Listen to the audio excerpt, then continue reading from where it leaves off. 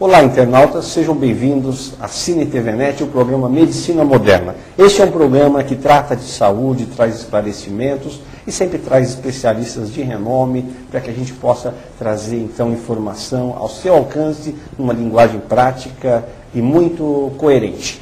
E hoje, você sabe, eu sou Antônio Macedo Júnior, urologista, professor na Escola Paulista, e o nosso tema do programa de hoje é fibromialgia.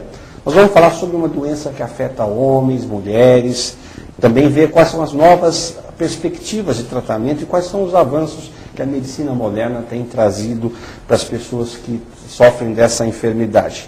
E estamos aqui recebendo com prazer o médico neurocirurgião, Dr. Cláudio Fernandes Correia, ele que é coordenador do Centro de Dor e Neurocirurgia Funcional do Hospital 9 de Julho. Seja bem-vindo, Dr. Cláudio. Muito obrigado. Muito bom. Dr. Cláudio, o que é exatamente essa doença fibromialgia? É uma doença nova, porque ela não é muito conhecida, não é?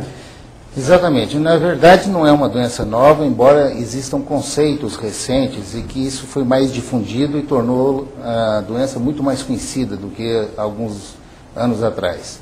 Mas é uma doença caracterizada por um conjunto de sinais e sintomas e que tem etiologia ou causa ainda muito polêmica, é muito discutido.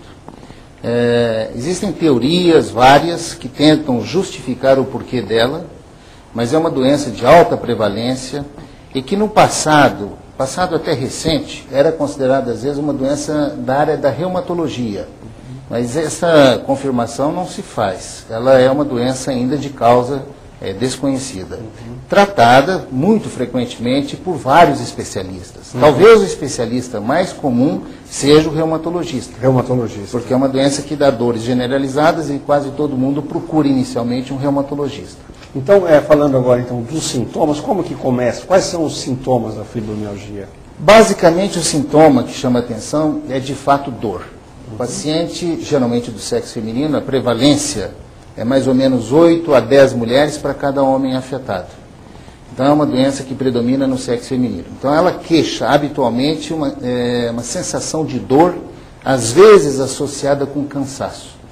Então, por exemplo, é muito comum ouvir a queixa assim de que acorda, parece que trabalhou a noite inteira. Quer dizer, acorda com dor e acorda cansada. E a dor, ela é difusa, é generalizada. Existem setores que podem, nesta semana, estar com um fenômeno doloroso mais pronunciado, mas na outra semana já é uma outra parte do corpo. As áreas mais acometidas são as que mais músculo tem. Então, por exemplo, a cintura escapular e a cintura pélvica. Escapular quer dizer peitoral, as costas, geralmente, a região da cervical, da nuca. São áreas que concentram uma grande quantidade de músculo e tem grande mobilidade, assim como também essa pélvica que tem a região lombar, o abdômen, todo o quadril.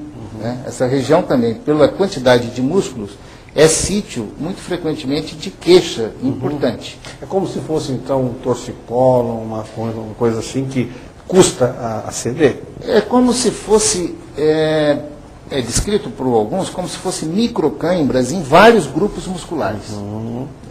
Porque o torcicolo é uma coisa muito localizada nesse músculo que tem aqui, que é chamado trapézio, e que o paciente às vezes fica até com a cabeça um pouco pendente para um dos lados.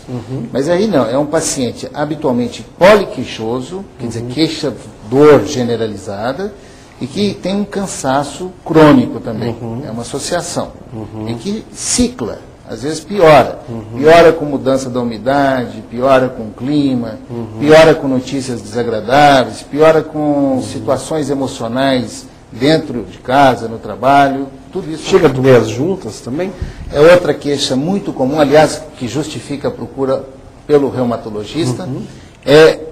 Nem sempre a junta dói, mas a queixa é como se fosse uma dor na junta e associada a um edema que é subjetivo. Inchaço. Um inchaço que é subjetivo. A pessoa tem a impressão de que está inchado, mas isso não é constatado no exame físico. Então é uma queixa bastante comum, a queixa do inchaço. Entendo. Então ela pode ser até considerada um tipo de reumatismo no início? Então, até com um diagnóstico preciso? Ela pode, equivocadamente, ser considerada como um tipo de reumatismo. Agora, interessantemente, que pessoas que apresentam artrite reumatoide e algumas doenças da área reumatológica têm uma prevalência discretamente maior para apresentar a fibromialgia. Entendo. Então, isso é uma verdade também.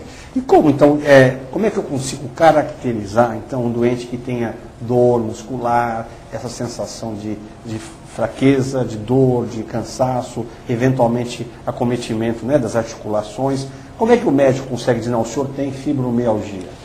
Existem alguns conceitos pela Sociedade Americana de Reumatologia que serviram como se fosse um guideline, como se fosse um guia que você, acompanhando, poderia fazer naquele paciente uma hipótese diagnóstica. Então, o primeiro deles é a queixa. A segunda é o sexo, porque, evidentemente, se chega um homem fazendo queixas similares, não é o primeiro diagnóstico que você deve pensar, mas se for do sexo feminino, sim. E aí a questão da faixa etária. Embora tenha sido descrito que prevalece de 25 a 75 anos, com uma mediana em torno de 49, tem crianças que também apresentam essa queixa, não inferiores a 7 anos, mas crianças na idade escolar, por exemplo, têm uma prevalência relativamente grande. Bom, então a queixa de dor generalizada, que amanhece cansado, e que no exame físico você encontra no mínimo 18 pontos que você, fazendo uma pressão com o dedo, uma dictopressão, você tem uma exacerbação muito grande, quer dizer, uma acentuação do quadro de dor. Isto, só esses fatores são suficientes para você fazer a hipótese diagnóstica. Então, aí entra a questão, bom, mas tem outras doenças que provocam sintomas similares? Sim. Só que estas outras doenças vão ter exames alterados. É onde você entra com os chamados exames complementares. Então, em 99%, para não dizer 100%, os exames realizados num paciente que apresenta essa queixa, na fibromialgia, são exames normais.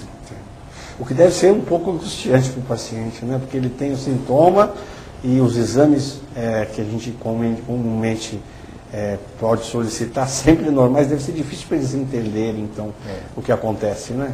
Aliás, uma das queixas assim, mais frequentes para esses doentes são serem doentes que são desacreditados em casa. Vou começar em casa. E depois com uma gama enorme de profissionais médicos também.